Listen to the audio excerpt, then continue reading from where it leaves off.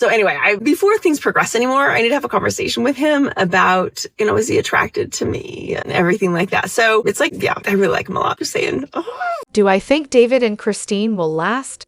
Honestly, probably yes. Sure, everything about it is crazy fast, but somehow they just fit. That said, was anyone else a little thrown off when Christine felt like she had to ask David if he was physically attracted to her after only 2 dates? Like, seriously, 2 dates in, and it's already time for a State of the Union address? I'm no prude, believe me, plenty of one-night stands here. But if someone I liked hadn't made a move that early, I wouldn't immediately assume it's a red flag. Maybe, just maybe, give the guy a little breathing room. But that's kind of the thing with Christine, isn't it? She's been stuck in a passionless marriage with Kody for so long. It's like now that she's finally got something exciting, she's determined to speed run the whole relationship. It's like she's clinging to the happiness she missed for decades. Marriage, soulmate, the whole 9 yards. And honestly, who can blame her? Still, let's be real. These two aren't exactly spring chickens. When you're in your 50s and David's pushing 60, you don't have time for endless courting. No one's trying to spend the next 5 years playing coy. They know who they are, they know what they want, and they're not trying to waste time. And speaking of wasting time, does everyone just forget how Kody, her oh-so-loving, now thankfully ex-husband, told Christine repeatedly that he was never really attracted to her? Yeah, that'll leave some scars. So if Christine's feeling a little jumpy about attraction early on, it kind of tracks. She's just trying not to get blindsided again.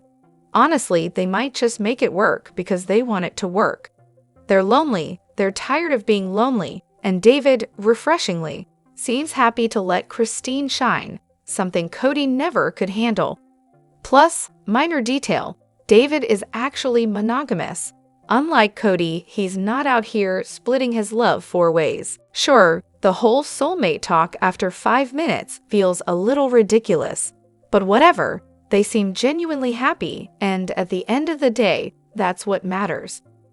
We've got so much to dive into today, so let's not waste any time. Let's jump straight into it. Hey everyone, what's up? It's Elena here, and welcome back to my channel Reality Nexus X. Kody opened the tell-all by proudly announcing that he never vetted his wives before marrying them, and somehow said it like he expected applause. Within the first minute, this man, who fathered a dozen-plus kids with multiple women, actually blamed the failure of his marriages on the fact that he didn't vet them. I was screaming at my TV. Then, like he hadn't done enough damage, Kody casually dropped the bombshell that he wasn't even in love with any of the original 3 wives when he married them. And now, somehow, all his problems with his kids are Janelle and Christine's fault. Seriously, this guy has taken delusion to Olympic levels. What a textbook narcissist. I feel awful for the OG 13 kids. Imagine hearing your father say he never loved your mom. It's pure cruelty. But that's the thing with narcissistic parents. In their world, they're the sun, the moon, and the stars. If someone doesn't worship them, it must be because someone else poisoned them. My daughter's father was the same way, constantly accusing me of turning her against him, even though I never said a bad word about him. Thanks, Mom, for the advice. She'll figure it out on her own. And she did. She saw the truth and cut him off without me ever having to say a thing. Kody doesn't get that kids have eyes and brains. They see what's happening. And honestly, how does he think admitting he lied to 3 women for decades somehow makes him look better? I pretended to love my wives for 20 years, and they still left me. After everything I did for them, truly the hero of his own tragic little play. Those poor kids. I hope they have really good therapists. Honestly, Meri, Janelle, and Christine should have vetted him a lot harder before marrying him. Because Kody Brown is a whole walking red flag. Robyn's little joke about leaving Kody? Yeah, I don't think it was a joke at all. It sounded a lot more like someone seriously questioning what kind of mess they've gotten themselves into. She's not the beloved, loyal wife anymore. She's just the last one left standing. And now, without other wives around to absorb the drama and the blame, it's just Robyn and Kody, face to face with the reality they created. Robyn's house used to be Kody's sanctuary, his escape hatch when things got tough with the others. Now, it's just the only place he has left to go, and they both know it. Robyn loved being chosen, but now that there's no one left to compete with, the shine's worn off. She didn't want monogamy, she wanted to be the favorite. Big difference. Christine said it best. Robyn loves to act like she hates drama, but somehow she's always at the center of it. She feeds off chaos like it's oxygen. And now that there's no one else around to dump their problems onto, guess what? Kody is entirely her responsibility. Every tantrum, every regret-filled rant about the last 30 years of his life, all hers now. Robyn didn't sign up to be the lone woman saddled with a bitter, angry man. She signed up to be the golden wife in a polygamous fairy tale, not the queen of a crumbling kingdom.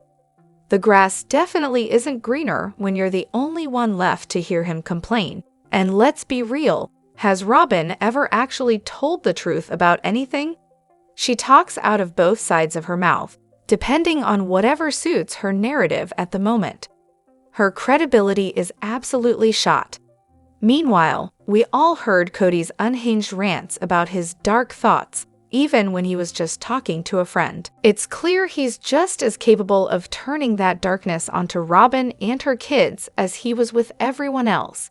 And you can bet she knows it. The kids were sick, Meri was injured, and what was Robyn doing? Oh, just getting ready for a date. I went back and rewatched the whole mess. Remember when Kody and Meri went skiing and Meri hurt her knee? Fast forward a bit, and there's Robyn changing Sol's diaper, talking about how bad she felt that Meri was hurt. She even texted her sister wives asking if anyone could help. But you see, her tenders, her precious little ones, were sick, so she just couldn't do much. So tragic. And right after explaining all that, still mid-diaper change, she casually mentions that she and Kody were headed out for a much-needed date night. You know, because nothing screams supportive sister wife like ditching your sick kids and your injured co-wife for a romantic evening. Apparently, she even had one of the teenage kids watch her children that night because, sure, a teenager could babysit just fine when it was time for a date, but not, say, for 5 minutes so Robyn could help Meri hobble around. Priorities. Imagine the meltdown Kody would have had if this had been Christine. She had a sister wife hurt and sick kids at home, but instead of stepping up for the family, she just had to have her date night. She was selfish, craved attention, and couldn't set aside her own needs for the greater good. But when it's Robyn, oh no, she's a saint.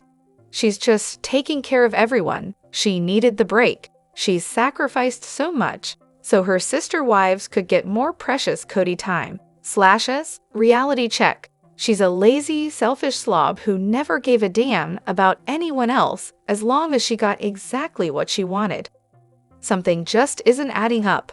How is Kody so turned off by Christine supposedly being fat, but had no problem with Janelle? I mean, Janelle's not exactly a size 2 either, and she said they were always fine in that department. I even remember in a tell-all, I think it was last year's, where Janelle said things between them were good, only for the show to immediately cut to Kody whining that they hadn't had a functional marriage in years. So which is it? Is Janelle's version of functional and fine just super low maintenance, like bare minimum vibes, and she was cool with it? Or was she smoothing things over to save face? Or the most likely option, was Kody just lying again?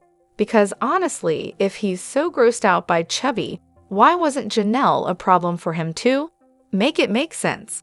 Half of me wonders if he and Janelle had some secret kinky sex life, and half of me thinks she was just so chill and low demand that he didn't need much effort to keep her happy. Otherwise, why would Christine's size be such an issue if size wasn't the real problem? Personally, I think Kody got off on humiliating Christine. She had a happy childhood, supportive parents. she wasn't broken when he met her. I think that pissed him off. Plus, he's got major inferiority issues around Christine. He's even said before she was polygamist royalty. That must have gnawed at him. He probably felt like he had to keep her self-esteem low, because she was the one with the strongest family ties, the most power to walk away, and the most power to ruin his reputation in the church if she ever did. And honestly, I feel bad for Janelle. People just cannot wrap their heads around the fact that this woman absolutely gets it on. I've been saying it for years. If you were paying attention, it was obvious that Janelle and Kody had the strongest physical relationship. They've practically screamed it from the rooftops, but people still want to paint her as asexual or something. Newsflash, Janelle fucks, and I'm dying on that hill. And Kody is a liar. In the latest season, when he took Janelle out for her birthday, he was all giggly and hopeful about maybe getting a kiss afterward. He even admitted he didn't understand why they couldn't reconcile. He liked whatever arrangement they had. Translation, he still wanted to sleep with Janelle. Is it just me, or is Tony just the worst? He's childish, demanding, and apparently thought it was his duty to veto Mykelti's wedding hairstyle, and her cake choice, too. Nothing says husband material like steamrolling your fiancé's dreams, right? Honestly, he just runs over everyone around him. No wonder Robyn likes him. Neither of them has actually lived polygamy, but somehow they're both experts on it. And can we talk about his appearance for a second? He's always slobby and disheveled. I mean, I'm not saying I'm runway ready 24/7, but I at least shower and brush my hair. If it's a bad hair day, it goes into a neat bun or ponytail. Problem solved. Why can't he manage the bare minimum? At least Mykelti puts in some effort, even if it's just to draw on those tragic eyebrows. And honestly, she basically married her father. If you've ever caught any of Mykelti and Tony's Patreon clips, I've just seen them floating around on YouTube. No way I'm subscribing. You'll notice Tony loves to talk over her. He acts like he grew up in her household, answering questions with this bizarre, know-it-all authority on things that happened years before he even knew her. Trust me, you're definitely not alone in your feelings about Tommy. The divorce makes so much more sense now. Knowing that Kody was completely done with Meri the moment Robyn entered the picture really puts everything into perspective. It wasn't about the adoption. It wasn't about what's best for the family. It was about Kody not wanting to be married to Meri anymore, plain and simple, and trading her in for Robyn. We always suspected it was Meri's idea. Narrative around the divorce was complete garbage, but now it's painfully obvious. Kody didn't just fall out of love with Meri. He wanted absolutely no ties to her, no emotional connection, no legal obligations, nothing. They put on a great show for the cameras, especially Kody, pretending he still cared. Acting like he was torn, like he loved Meri. Meanwhile, he had already checked out, in the most heartless, brutal way imaginable. After watching the confessions last night, I was honestly stunned that I ever bought into it. What a bleak, miserable existence to parade around on national TV. I mean, in the first season, Meri and Kody actually looked at each other like they were in love. You could practically see the hearts in their eyes, right up until Robyn came along. Granted, I only started watching after everything had spectacularly fallen apart. But even so, when I saw the scenes about the divorce, I immediately knew there was no way it was Meri's grand, selfless idea. That scene where she tells Kody and Robyn about the plan, and they pretend to be shocked and moved, is honestly chilling now. Knowing it was all pre-planned makes it even worse, and hearing this week that Kody didn't want Meri to have any claim on him, that just seals it. It was always Kody and Robyn's plan, and the adoption was just a convenient excuse. What's truly sickening is that he had the audacity to let Meri go through the emotional roller coaster of possibly doing IVF. Knowing full well he didn't want to be with her, let alone have another child with her. Twisted doesn't even begin to cover it. So, after all these years, did I finally understand Meri correctly? We've all watched, creaming as Meri desperately clung to some imaginary hope that Kody might want a real relationship with her again. The second-hand embarrassment has been brutal. But after Suki basically had to drag her through a swamp of word salad, the bottom line seems to be, Meri believes Kody owed her a public breakup. Seriously? After all the years of humiliation, she needed him, on camera, in front of Robyn, in front of everyone, to clearly, loudly, unmistakably say, "I don't love you. I haven't loved you for years. I don't want a relationship with you. I'm done." How is this real life? And let's not forget, this is the same Meri who was furious with Christine over some decade-old grudge about hurt feelings. But somehow, she's totally fine with the years of public humiliation Kody and Robyn have dished out like it's a sport. Honestly, she needs a much better therapist, because posting endless inspirational quotes isn't cutting it. It was also crystal clear that Meri needed everyone to know that the end of the relationship wasn't about the catfish scandal. No, it was important to her that it be known. Kody ended it, full stop. And then, when she told the story about Kody melting her ring, that was it for me. Textbook narcissist behavior. I know the word gets thrown around a lot, but come on. He did that purely to hurt her. No doubt there are 100 more stories like that. And she's been living this nightmare for years. No wonder her anger is so misplaced. Let's be real, Kody didn't want to look like the bad guy. He wanted Meri to slink away quietly, make it seem like her decision, so he could keep playing the poor victim. They even talked about it. He flat out told her he didn't want the breakup public. He wanted her to sneak off without making a scene. And to her credit, she refused to give him that. Oh, Robyn, the queen of the sobbing theatrics. I mean, seriously, her tears flow faster than a tap when there's even the slightest emotional breeze. But what's truly wild is that it's never clear whether she's crying real tears or just putting on a performance. Case in point, the conversation between her, Kody, and Meri. It's an absolute showstopper. Robyn bolts from the scene mid-discussion, the microphone still picking up her exaggerated sobs, as if she's in some drama series. And you have to wonder, when the cameras are off, does she just wipe away the tears, put on her best, "I'm totally fine" face, and get on with her day? I can just picture it. After Kody and Meri exit, Robyn jumps into her car, dabs a little eyeliner, brushes her hair back, and smiles at her reflection. Then, with a content little grin, she starts the engine, totally thrilled with her own performance. Then, of course, the universe has to throw in a plot twist. A cop pulls her over. Classic. But here's the thing. This whole crying act? Total manipulation. She walks off, sobbing like the world's coming to an end, fully expecting someone to chase after her. But when no one does, she collects herself, walks back, and suddenly she's fine. Her tears were never about being distraught.